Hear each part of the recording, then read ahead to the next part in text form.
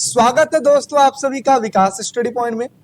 तो दोस्तों इस वीडियो में हम बात करने वाले हैं क्लास 12 का पॉलिटिकल साइंस। चैप्टर का नाम है सत्ता के वैकल्पिक केंद्र। तो जैसा कि आपको पता है रैपिड रिवीजन चल रहा है जिसमें हम 10 से 15 मिनट के अंदर अंदर चैप्टर को ओवर कर रहे हैं। पहले वीडियो पे आप लोग ने भर भर के प्यार किया है, ठीक है, और अच्छे से आप लोग ने स्टडी किया है। अब चलिए करते हैं सेकेंड चैप्टर की शुरुआत। साथ ही साथ मैं आपको बता दूं जिन बच्चों को नोट्स चाहिए वो भी फ्री ऑफ कॉस्ट चाहिए, तो वीडियो पूरा देखिए, लास्ट में आपको इसका भी सॉल्यूशन दिया जाएगा। करते हैं चीजों की शुरुआत। देखिए चैप्टर का नाम है सत्ता के वैकल्पिक केंद्र, जिसमें हम ये सारे टॉपिक्स को पढ़ने वाले हैं। देखिए कोई भी टॉपिक्स कटेगा नहीं, ये मत सोचना कि वीडियो छोटी है तो टॉपिक्स कट जाएगा, बिल्कुल नहीं कटेगा। वीडियो के लास्ट तक बने रहिएगा, सारी चीजों को समझिएगा।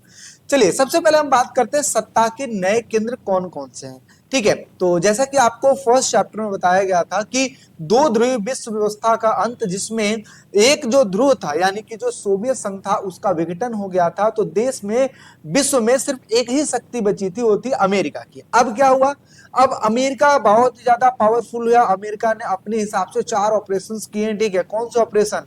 अरे वो वाला ऑपरेशन नहीं, चीड़-फाड़ वाला नहीं, बल्कि कौन सा operation? Operation enduring freedom, operation desert star, operation infinite range, इस तरीके से 4 ऑपरेशन किए, ठीक है। तो बहुत ही पावरफुल था। तो अब अमेरिका के टक्कर में और भी जो देश थे, छोटे छोटे जो देश थे, इन्होंने मिलकर एक संगठन तैयार किया और उस संगठन ने, ठीक है, एक विकल्प के रूप में अपने आप को उभारा कि हाँ हम भी अमेरिका के मुकाबले, अमेरिका के टक्कर में हैं। इसी को कहते हैं सत्ता के वैकल्पिक केंद्र, यानी कि विकल्प में भी बहुत सारे देश थे। जैसे जैसे संघों की बात करें तो जैसे यूरोपीय संघ हो गया, जैसे कि आसियान हो गया, उसी प्रकार से भारत हो गया, चीन हो गया, ठीक है, रूस हो गया। ये वो देश थे जो कि अमेरिका को टक्कर दे सकते थे, क्योंकि ये उभरते हुए विश्व में सामने आ रहे थे और जिनकी अर्थव्यवस्था काफी अच्छी खासी थी, ठीक है। चलिए अब देख लेते हैं सत्ता के नए केंद्र से ऐसे देश से हैं जो कि अमेरिका जैसे वर्चस्व वाले देश को टक्कर दे सकते थे और आधुनिक विश्व में एक नई शक्ति के रूप में उभर रहे थे। जैसा कि आप देख सकते हैं ये विश्व का मैप है। अच्छा, यूरोपीय संघ, आसियान, सार्क, रूस, चीन, भारत, ये वो है जो कि उभरते हुए शक्ति के रूप में अस्तित्व में आ रहे हैं।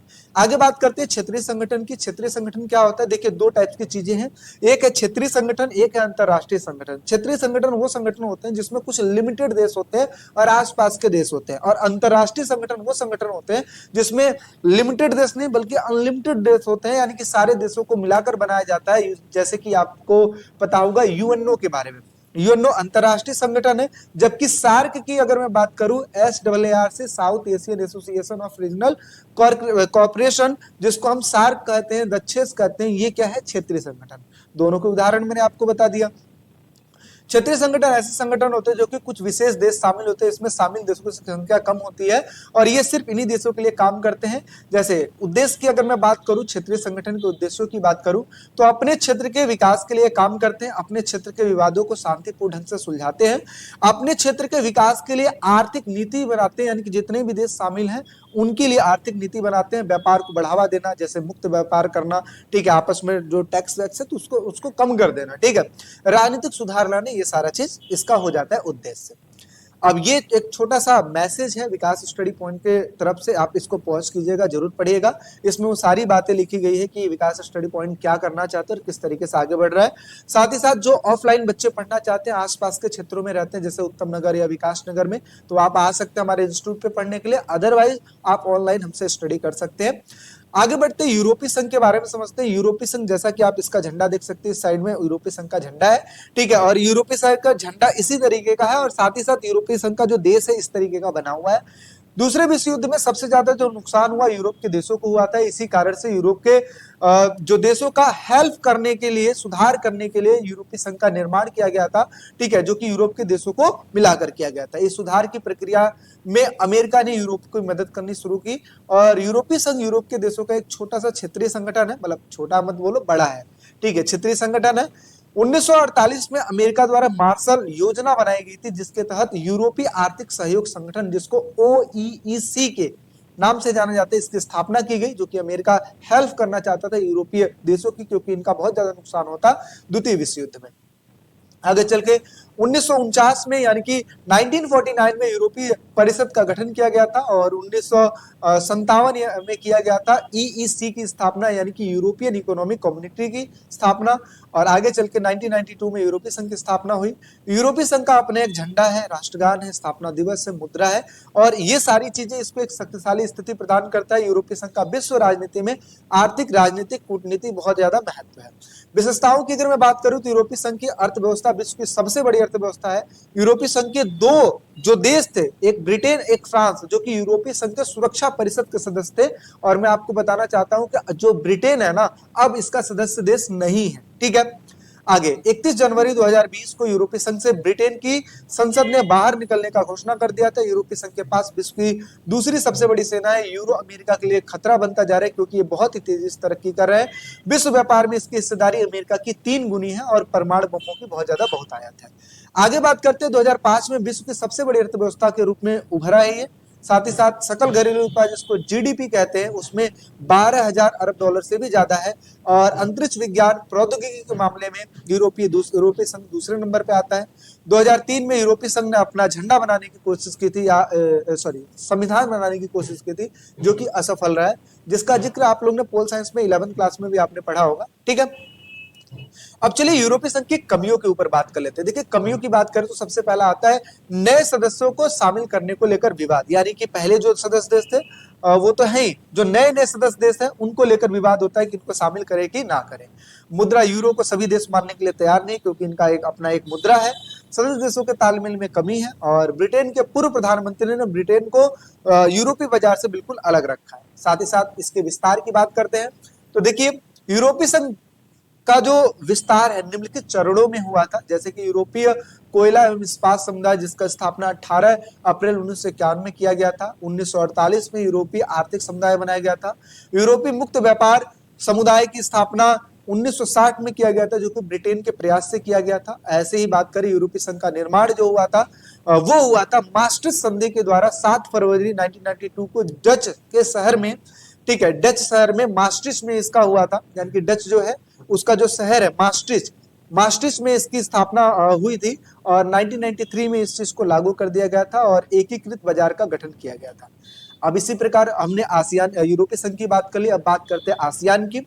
तो देखिए, आसियान का फुल फॉर्म है association of south east Asian nation, और इस तरीके का आप देश देख सकते हैं जो कि साइड में आपको दिखाया गया है। ठीक है, ए मतलब एसोसिएशन, एस मतलब साउथ, ई का मतलब ईस्ट, ए का मतलब एशियन, एन का मतलब नेशन, यानी कि association of south east Asian nation दक्षिणी पूर्वी एशियाई राष्ट्रों का संघ है। आसियान दक्षिणी पूर्वी एशियाई राष्ट्रों का संघ है। इसकी स्थापना वियतनाम संकट, कंबोडिया संकट और इन क्षेत्रों के परस्पर आपसी प्रयत्नों ने मिलकर इसका है ना निर्माण करने के लिए प्रेरणा दी। और इसी की तरह से अगर देखा जाए तो दक्षिणी पूर्वी राष्ट्रों का एक संगठन बनकर तैयार हुआ, जिसको हम कहते हैं आसियान, है ना। इसकी स्थापना कब हुई थी? 1967 में की गई थी, जो कि Indonesia, Philippines, Malaysia, Thailand, Singapore ने मिलकर इसकी स्थापना की थी। यानी कि स्टार्टिंग में देखा जाए तो इसमें 5 देश थे, आगे चल के 5 देश और जुड़ गए। इस तरीके से आप देख सकते हो, ये जो नीचे का एरिया ये है अपना आसियान। ये देश है Myanmar, Laos, Thailand, Malaysia, Singapore, Cambodia, Indonesia, Brunei Darussalam हो गया, फिलीपींस हो गए, ये सारे देश मिलके है ना आसियान की स्थापना की। आगे आसियान के झंडों की व्याख्या कर लेते हैं। तो जैसा कि आप देख सकते हो, जो कि इस तरीके से आसियान का झंडा है। आसियान के झंडे में धान की 10 बालियां दर्शाई गई है।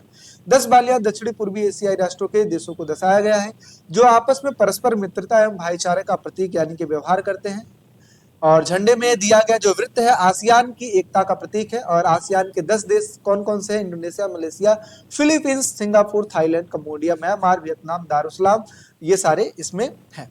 अच्छा, इसके उद्देश्यों की बात करें तो देखिए, सारे संगठनों का उद्देश्य एक जैसा ही होता है, जैसे सदस्य देशों में आर्थिक, सामाजिक, वैज्ञानिक, प्रशासनिक सहयोग को बढ़ावा देना, और इन क्षेत्रों में आर्थिक, सामाजिक, सांस्कृतिक विकास की गति को बहुत ही तेजी से करना, क्षेत्रीय शक्ति तथा सुरक्षा की बात करना, और कृषि, व्यापार, उद्योगों के विकास में सहयोग करना। किसी एक देश पर आक्रमण सभी देशों पर आक्रमण समझा जाएगा, सारे देश मिलजुल कर इसका सामना करेंगे।